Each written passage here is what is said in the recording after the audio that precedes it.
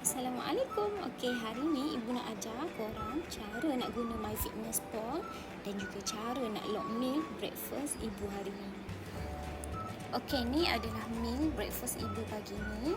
Jadi dalam gambar tu kita ada susu, granola oat, dari dasto granola, apple hijau dan juga anggur ya. Okey, strawberry sebiji tu sebenarnya hiasan je sebab Kak Syakira dah makan. Okey, senang je cara dia. Okey, go to apps Myfitnesspal. Kemudian kat home tu korang klik food dan seterusnya pada pilihan meal breakfast kita akan klik add food. Okey, jadi kat sini kita akan type je lah apa yang kita makan tadi. Okey, jadi kita akan type milk.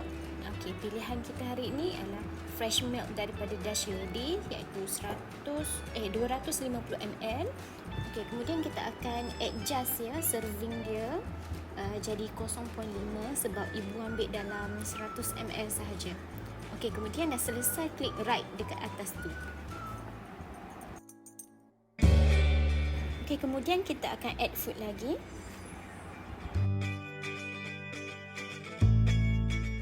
Okey, kemudian kita akan type dasto granola dan seterusnya kita adjust number of serving jadi 0.5 sebab letak 1,5 sudu je dalam tu. Okey, dah siap, klik right dekat atas. Okey, kita add food lagi. Okey, kita type apple hijau 1 biji, kita adjust number of serving 1 ya. Okay, last kita add food iaitu anggur. Kita ambil anggur buah ya, 1 cup. Kita adjust number of serving 0.5 atau setengah cup. Okay, selesai, klik right dekat atas. Untuk tengok nutrition fact meal kita hari ni, kita pergi ke edit, kemudian klik breakfast dan save meal.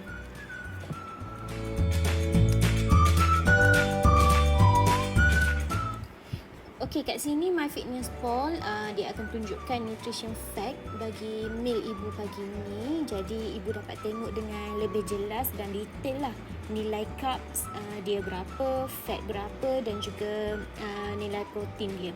Okey korang, senang je kan? Good luck.